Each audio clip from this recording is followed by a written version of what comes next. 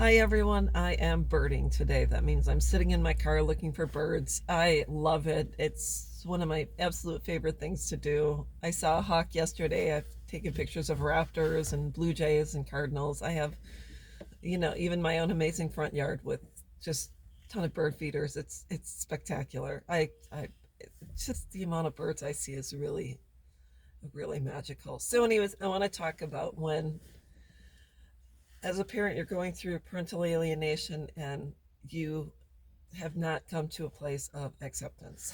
I mean, if we go back and we talk about our children, you'll say, well, this is my son, my daughter. That's the way it is. Because you wouldn't say that's their son, their daughter, or a son, a daughter. So we claim them as our own. They're part of our individuality, part of our existence. And it's just the way it is. And then one day, your child may choose to break free and no longer be claimed as yours. They may choose to go off and do their own thing and not allow you into their life. And and in a normal situation, like when I was raised, you grow up, you leave home, you go to college, and you're still in a family unit. But today, that is it's happening more and more that children are disconnecting and breaking off and completely breaking free from their family of origin. And to talk about, even if it happens in families of great wealth, families of little means, it just happens. It happens when mom or dad has sacrificed for their children and invested in their children and has let go of their hopes and dreams so that their children can have something more. And that's just it. I when I was pregnant and with my first, I knew being in the military was not cohesive. I took an honorable discharge to be home with her. I had our second, and I did not go to college until they were in high school. Wanted to be a mom and make sure I gave to them and put aside what I wanted to do. And later on, I didn't end up finishing college. I did go to college for a number of years, and I took a great amount of classes, and it was great wealth of information. I really did enjoy it. Um, Plus, because the military paid for it, so it was even better. But on the other hand, getting back to what I was originally talking about, what happens when your children break free without you wanting it to happen and they separate and begin their own life? And, they, instead of being on your family tree, they start another family tree and you're not included in that. It's a tough pill to swallow. And then with the magic of the internet, a lot of times you can find them. Um, I, I'm not going to give different websites on how, because I'm not trying to fuel the fire for someone that hasn't come to a place of acceptance. But I found out through the magic of the internet where my youngest daughter lived. A friend of mine said you can find her on anyone on Google, and I did. And I ended up sending um, crocheted blankets I had made. I sent toys, and everything was returned to me along with a certified letter that said, we know you're trying to contact us, or something. I have the letter, but the letter said, do not contact us again. That was it. And a lot of times parents don't receive certified letters. They don't receive anything. They just don't receive a response. And that's the answer. That's the do not contact answer. So what then?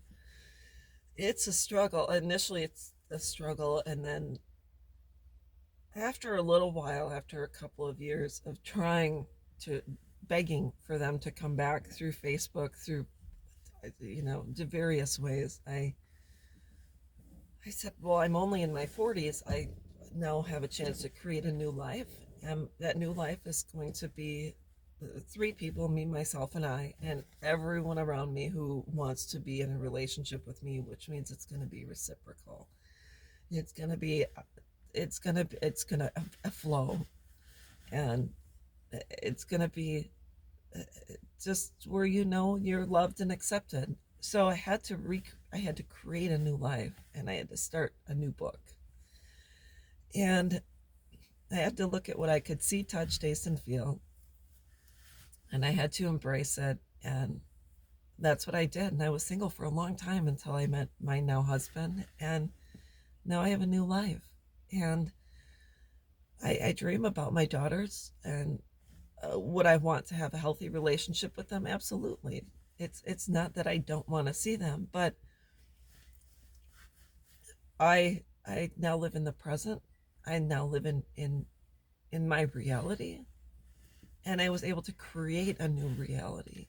And it's not that I'm not a mom, because I am a mom. Because even if your children are present or not present, once a mom, always a mom. So I, I, I what can I do? I can't do anything, because regardless of the life I had with my daughters, because when you have children, they're yours. You're not going to say the son, the daughter, their son, their daughter. It's your child, and they have they have been your identity. They have been who you are. It's been your stamp. And so when you no longer have that identity, you have to create a new identity and say, and if it's too hard for you to talk about and you meet new people, you don't have to discuss anything about where you live, or, you don't have to really bring into conversations things that are going to cause you pain. And that, sometimes you're around people and they have their sons and daughters and they're around their grandkids, and sometimes you have to just be around people who are like-minded and who have the same lifestyle as you have and who understand.